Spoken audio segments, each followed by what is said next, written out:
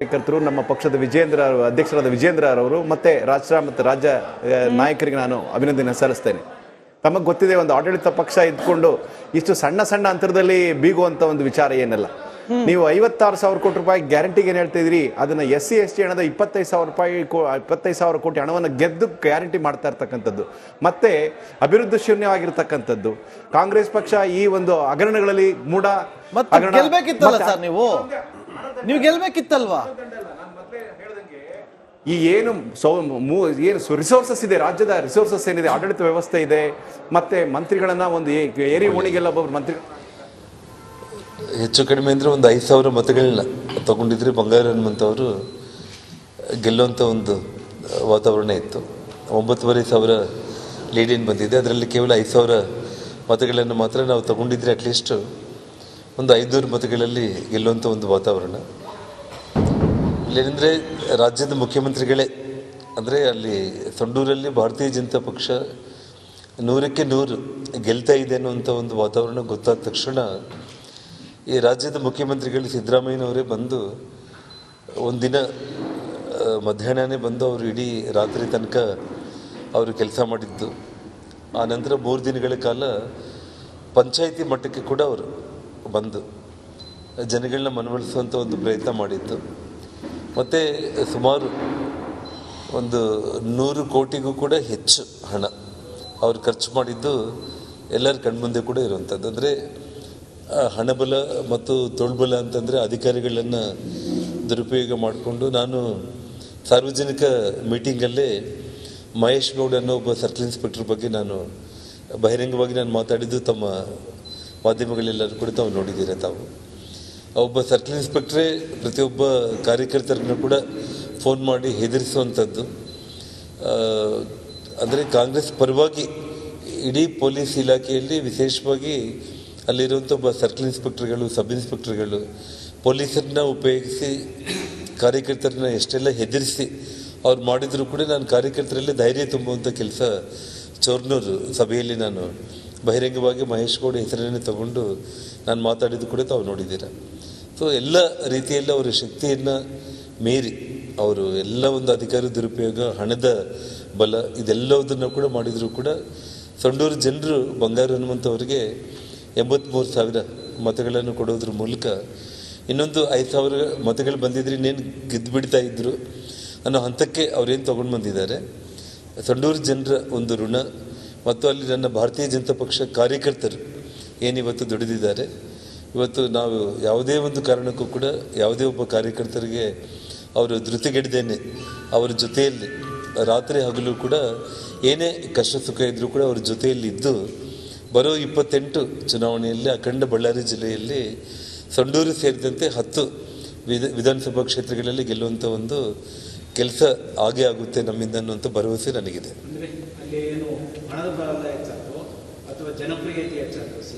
So ಜನಪ್ರಿಯತೆ ತುಂಬ ಇತ್ತು. ಇವಾಗ ಜನಪ್ರಿಯತೆ ಅಂತ ನೀವು ತಗೊಂಡ್ರೆ ಇವತ್ತು ನಮಗೆ ಬಂದಿರುವಂಥ ಮತಗಳು 83,000 ನಮಗೇನು ಬಂದಿದೆ, ಇವಾಗ ಅವ್ರಿಗೇನು 92,000 ಚಿಲ್ಲರೆ ಅವ್ರಿಗೇನು ಬಂದಿದೆ. ಸೊ ಒಂದು 5,000 ಮತಗಳು ನಾವು ತೊಗೊಂಡಿದ್ರೆ ಕೇವಲ 500 ಓಟಲ್ಲಿ ನಾವು ಗೆಲ್ತಾ ಇದ್ದೀವಿ. ಕ್ಯಾಲ್ಕುಲೇಷನ್ ಅಂದರೆ 5,000 ಮತಗಳು ಮಾತ್ರ ಡಿಫ್ರೆನ್ಸ್. ಒಬ್ಬ ರಾಜ್ಯದ ಮುಖ್ಯಮಂತ್ರಿನೇ ಸ್ವತಃ ಬಂದು 4 ದಿನಗಳ ಕಾಲ ಆ ಹಣ, ಅಧಿಕಾರ ಬಲ ಎಲ್ಲ ರೀತಿಯಲ್ಲಿ ಅವರು ಉಪಯೋಗಿಸಿರುವಂಥದ್ದು. ಇದು ಬೈ ಎಲೆಕ್ಷನ್ನಲ್ಲಿ ರೂಲಿಂಗ್ ಗೌರ್ಮೆಂಟ್ಗಳು ಏನು ಮಾಡುತ್ತೆ ಅನ್ನೋದು ಎಲ್ಲ ಮಾಧ್ಯಮ ಸ್ನೇಹಿತರಿಗೆ ಗೊತ್ತಿರುವಂಥ ವಿಚಾರ. ಅದರ ನಡುವೆ ಕೂಡ ಸಂಡೂರು ಜನರು 83,000 ಮತಗಳನ್ನು ಕೊಡೋದ್ರ ಮೂಲಕ ಬಂಗಾರ ಹನುಮಂತನ ಗೆಲ್ಲಿಸುವಂಥ ಒಂದು ಪ್ರಯತ್ನ ಅಲ್ಲಿನ BJP ಕಾರ್ಯಕರ್ತರು ಪ್ರಾಮಾಣಿಕವಾಗಿ ಅವ್ರು ಏನು ಮಾಡಿದ್ದಾರೆ ಅದಕ್ಕೆ ನಾವು ಬೆಲೆ ಕಟ್ಟೋದಕ್ಕೆ ಸಾಧ್ಯನೇ ಇಲ್ಲ.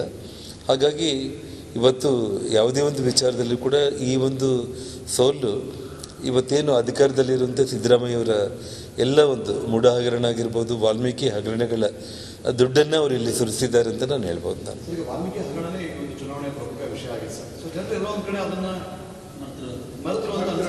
ಅದನ್ನು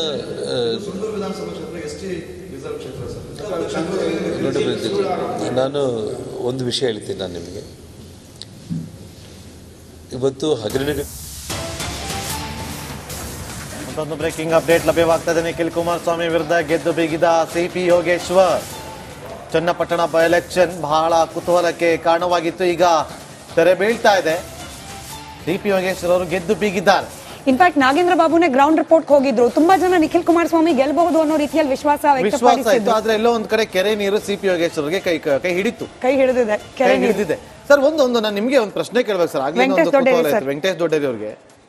ನೀವು ಲೋಕಸಭಾ ಚುನಾವಣೆಯಲ್ಲಿ ಯಾವ ರೀತಿಯಾಗಿ ಮೈತ್ರಿ ಪ್ರಚಾರ ಮಾಡ್ತಲ್ಲ ಆ ರೀತಿಯಾಗಿ ಇಲ್ಲಿ ಪ್ರಚಾರ ಮಾಡ್ಲಿಲ್ಲ, ಎಲ್ಲ ಹಂಚ್ಕೊಂಡ್ಬಿಟ್ರಿ.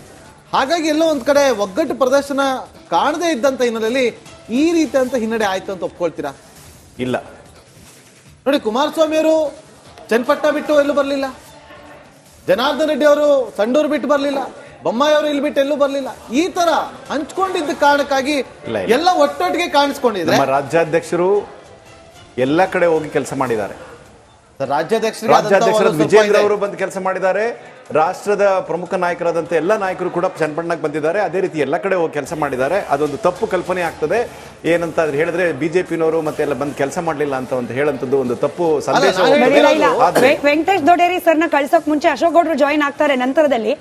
ನಿಮ್ಮ ನರೇಟಿವ್ ಇಲ್ಲ, ನನಗಿರೋ ಕುತೂಹಲ ಇನ್ ಮುಂದೆ ನಿಮ್ಮ ನರೇಟಿವ್ಗಳಿಗೆ ಕಾಂಗ್ರೆಸ್ ಕಡೆಯಿಂದ ಯಾವುದೇ ರೀತಿಯ I don't know how to say this change ಮಾಡ್ಕೊಳ್ಬೇಕಾದ ಅನಿವಾರ್ಯತೆ ಬಂತ ರಾಜ್ಯದಲ್ಲಿ ಬಿಜೆಪಿ ನರೇಟಿವ್. ಗೆಲುವು ಒಂದು ತಾತ್ವಿಕ ಗೆಲುವಾಗಿರ್ಬೋದು ಕಾಂಗ್ರೆಸ್ಗೆ. ಏನು ಒಂದು ಅಂತರ ಏನಿದೆ, ತುಂಬಾ ಬಹಳಷ್ಟು ಅಂತರದಲ್ಲಿ ಮುಖ್ಯಮಂತ್ರಿಗಳು ಉಪಮುಖ್ಯಮಂತ್ರಿಗಳೇ ತಾತ್ವಿಕ ಗೆಲುವು ನಿಮಗೆ ತಾತ್ವಿಕ ಸೋಲು ಅಂತ ಆಗುತ್ತಲ್ಲ, ಆಗ್ಬೋದು. ನಾವು ಅದನ್ನ ಹೇಳಿದ್ದೀನಿ. ನಾನು ಭಾರತೀಯ ಜನತಾ ಪಾರ್ಟಿ ಮತದಾರ ಪ್ರಭು ಕೊಟ್ಟಂತ ಒಂದು ಇದನ್ನ ಅತ್ಯಂತ ವಿನಮ್ರತೆಯಿಂದ ಒಪ್ಕೊಳ್ಳೋದ್ರ ಜೊತೆಗೆ ಭಾರತೀಯ ಜನತಾ ಪಾರ್ಟಿ ಈ ಒಂದು ಏನು ಕಾಂಗ್ರೆಸ್ನ ಹಗರಣಗಳೇನಿದೆ ಮತ್ತೆ ಈ ಏನು ವಕ್ ಭೂಮಿ ಮಠಗಳದ್ದು ದೇವಸ್ಥಾನಗಳದ್ದು ರೈತರ ಭೂಮಿನ ಕಿತ್ಕೊಂಡು ಇದು ಮಾಡ್ತಿದ್ದಾರೆ. ಅದೇ ರೀತಿ ಹಿಂದುತ್ವ ಏನಿದೆ ಸಮರ್ಪಕವಾದಂತಹ ವಿರೋಧ ಪಕ್ಷವಾಗಿ ನಾವು ಕೆಲಸ ಮಾಡ್ತೇವೆ. ನಾವು ಜನರ ಮಧ್ಯದಲ್ಲಿ ಕೆಲಸ ಮಾಡಿ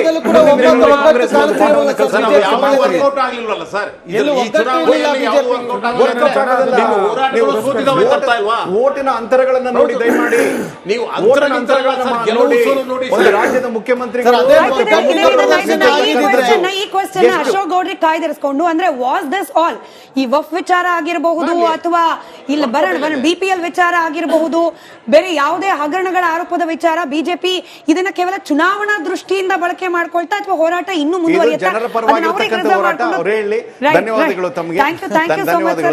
ಜಾಯಿನ್ ಆಗಿದ್ದಕ್ಕೆ ಸದ್ಯಕ್ಕೆ ಲಭ್ಯವಾಗ್ತಾ ಇರುವ ರಿಸಲ್ಟ್ಸ್ ಗಳ ಕಡೆಗೆ ಮತ್ತೆ ಕ್ವಿಕ್ ಗಮನವನ್ನ ಕೊಟ್ಬಿಡೋಣ. ಮಹಾರಾಷ್ಟ್ರ ಹಾಗೆ ಜಾರ್ಖಂಡ್. ಮಹಾರಾಷ್ಟ್ರದಲ್ಲಿ 225 ಕ್ಷೇತ್ರಗಳಲ್ಲಿ ಮುನ್ನಡೆಯನ್ನ ಕಾಯ್ದುಕೊಂಡಿದೆ ಎನ್ಡಿಎ. ಅದನ್ನ ನಾವು ಸಿಂಪಲ್ ಆಗಿ ಎನ್ಡಿಎ ಅಂತ ಕರಿತಿದ್ದೀವಿ, ಮಹಾಯುತಿ. ಇಂಪ್ಯಾಕ್ಟ್ ಮತ್ತೊಂದು ಕಡೆ ಜಾರ್ಖಂಡ್ನಲ್ಲಿ ಇಂಡಿ ಮೈತ್ರಿ ಕೂಟ ಕಾಂಗ್ರೆಸ್ ನೇತೃತ್ವದಲ್ಲಿ ಅಥವಾ ಜೆಎಂಎಂ ನೇತೃತ್ವದಲ್ಲಿ ಇಂಪ್ಯಾಕ್ಟ್ ಅಲ್ಲಿ ಸರ್ಕಾರ ರಚನೆಗೆ ಸಿದ್ಧತೆಯನ್ನ ಮಾಡ್ಕೊಳ್ತಾ ಇದೆ. ಮಂಡ್ಯ ಲೋಕಸಭೆಯಲ್ಲಿ ಮೊದಲ ಸೋಲು, ರಾಮನಗರ ವಿಧಾನಸಭೆಯಲ್ಲೂ ಕೂಡ ಮುಖಭಂಗ. ಇದೀಗ ಹ್ಯಾಟ್ರಿಕ್ ಸೋಲು. ಅಭಿಮನ್ಯು ಅಂತ ಕರಿಬೇಡಿ, ಅರ್ಜುನ ಅಂತ ಕರೀರಿ ಅಂತ ಹೇಳ್ತಾ ಇದ್ರು ರವಿಚಂದ್ರೇಗೌಡ್ರೆ. ಅಭಿಮನ್ಯುನೋ ಅರ್ಜುನನೋ ಒಟ್ನಲ್ಲಿ ಈಗ ಸೋಲು ಒಪ್ಕೊಳ್ಳೇಬೇಕಾದ ಅನಿವಾರ್ಯತೆ. ಮತದಾರ ಪ್ರಭುಗಳು ಏನು ಮತವನ್ನು ಕೊಟ್ಟು ಯೋಗೀಶ್ವರ್ಗೆ ಮತ ಕೊಟ್ಟಿದ್ದಾರೆ, ನಮಗೆ ತಿರಸ್ಕಾರ ಮಾಡಿದ್ದಾರೆ. ಅದನ್ನು ವಿನಮ್ರತೆಯಿಂದ ನಾವು ಒಪ್ಕೊಳ್ಳೇಬೇಕು. ಆದರೆ ನಾನು ಒಂದು ಹೇಳಕ್ಕೆ ಬಯಸ್ತೀನಿ, ಸೋಲೆ ಬೇರೆ, ವಿವಾದಗಳೇ ಬೇರೆ, ಹಗರಣಗಳೇ ಬೇರೆ. ಎಲ್ಲರೂ ಮಾತನಾಡ್ತಿದ್ದಾರೆ ಇವ್ರ ಮೇಲೆ ಇರೋ ಹಗರಣಗಳಿಗೂ. ಇವ್ರನ್ನ ಜನ ಹಗರಣಗಳು ಒಪ್ಕೊಂಡಿಲ್ಲ. ಜನಸಾಮಾನ್ಯರಿಗೆ, ಬಡ ಜನತೆಗೆ ಏನ್ ಗ್ಯಾರಂಟಿ ಅಂತ ಕೊಟ್ಟಿದ್ದಾರೆ. ಬ್ರೇಕಿಂಗ್ ಅಪ್ಡೇಟ್ ಬರ್ತಾ ಇದೆ. ರಾಜ್ಯದ ಇಬ್ಬರು ಮಾಜಿ ಸಿಎಂ ಮಕ್ಕಳಿಗೂ ಕೂಡ ಸೋಲಾಗಿದೆ. ಒಂದು ಕಡೆ ಎಚ್ ಡಿ ಕುಮಾರಸ್ವಾಮಿ ಅವರ ಪುತ್ರ ನಿಖಿಲ್ ಕುಮಾರಸ್ವಾಮಿ, ಬಸವರಾಜ ಬೊಮ್ಮಾಯಿ ಅವರ ಪುತ್ರ ಭರತ್ ಬೊಮ್ಮಾಯಿ. ನಾಗೇಂದ್ರ, ಹಾಗಾದ್ರೆ ಮುಂದಿನ ಗತಿ ಏನು? ಇಬ್ಬರು ಮುಖ್ಯಮಂತ್ರಿಗಳು, ಇಬ್ಬರು ಮಾಜಿ ಮುಖ್ಯಮಂತ್ರಿ ಮಕ್ಕಳಲ್ಲ, 3 ಮಾಜಿ ಮುಖ್ಯಮಂತ್ರಿ ಮಕ್ಕಳು ಇನ್ಕ್ಲೂಡಿಂಗ್ ವಿಜೇಂದ್ರ.